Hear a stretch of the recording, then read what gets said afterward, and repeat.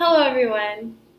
Over the past year, there's been countless authors that have been stripped their freedoms from working with several different companies for either having an extreme political viewpoint, an opposing agenda, or possibly some sort of conflict that they have with a certain group of people.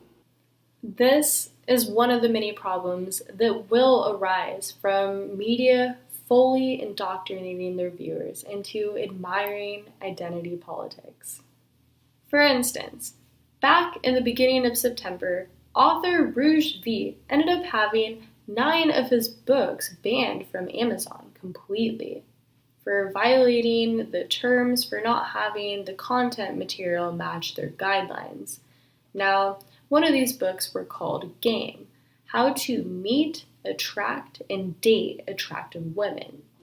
This book, it's just basically another dating book with guy type of humor. I mean, it's pretty biased, but I don't think that it's breaking the rules in my opinion compared to other books that are out on the market. Additionally, I went to the author's website and found some very suspicious information. So, the first thing that I wanted to point out is that the author said on his website that, there was never a user that even made a complaint in the first place. So, we don't really know exactly how that got reported or the attention that was brought to that. Then the next thing would be that the author tried to get a hold of phone support and then they couldn't provide any further details. Another thing that I found suspicious is that his entire book catalog was banned from Barnes & Noble right after his books were banned from Amazon. So, it looks like Barnes & Noble follows along in Amazon's footsteps right after. Amazon does not claim to sell offensive content, but I find it rather hypocritical that they're selling a lot of Antifa propaganda that literally gets people severely injured on the street. For example, just one of the books that they sell is by Mark Bray, and it is called Antifa, the Anti-Fascist Handbook. I also found out earlier last week, I was on Barnes & Noble. I was just looking for some books and I'm like, oh, I'm just gonna go type in Antifa to see if they actually sell books on Antifa. I don't know. I saw a lot of stuff about Antifa in the news, so I just kind of had that in my head at the moment. So I type it in, and what do you know? There are 10 different books on Antifa that Barnes & Noble sells. They sell it in stores, and they also sell it through Nook. Just at the end of last month, it was September 23rd to the 29th. Well, that was Banned Books Week. And for those of you that don't know, Banned Books Week is an awesome annual event that promotes the freedom to read. So, you might be asking, what exactly is the real purpose? What is the main purpose to Banned Books Week, though? What do they do exactly? Well, during this annual event, you are going to see a lot of challenging happening at schools, libraries, and then inside of bookstores. Most importantly, this annual event is really focused on everybody having the right to intellectual freedom and not allowing anybody being able to restrict that right from anyone. There is a major controversy that broke out back in February. Now, I know this is kind of a long time ago, but I still find this a very important piece with this whole book censorship issue that we're having going on.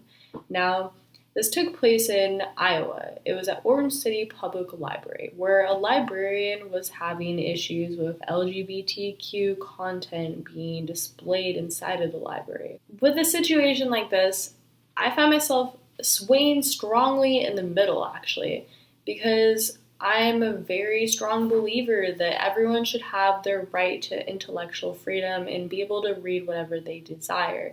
But at the same time, I'm also a strong believer of religious freedom and for somebody to not have to be able to go against that. There are numerous reasons on why books are actually banned in the first place, but one of the main reasons would be because of violence or negativity. If a book's content speaks out against unpopular religions that do not coincide with the public, then this could also have an author's material removed.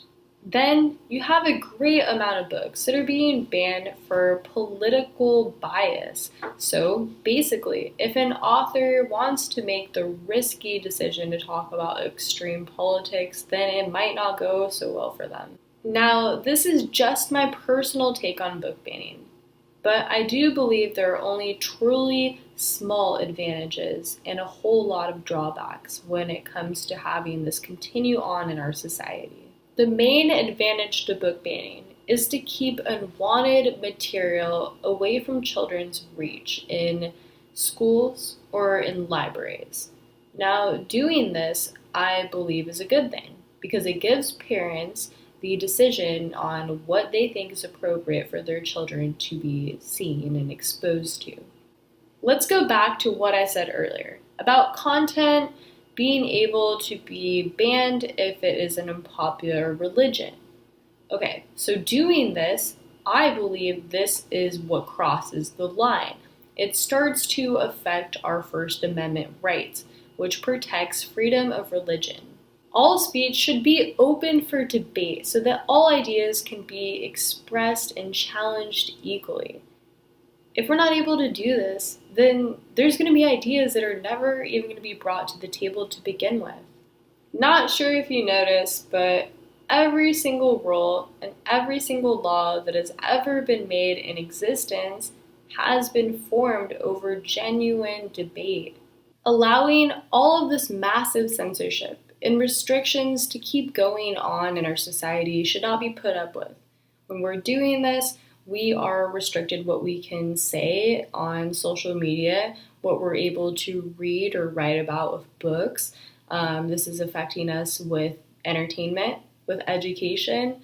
And if we keep on doing this and we keep pushing all of these restrictions and censorship onto ourselves, then what are we going to be left to say in the end?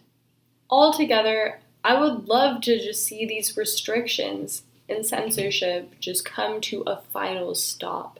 If we want to strive and make this world a better place, then we need to have liberty for everyone to be able to say what they want. We need to keep this conversation open, to be able to have, all kinds of discussion that could progress our world. It could change our world for the better, really.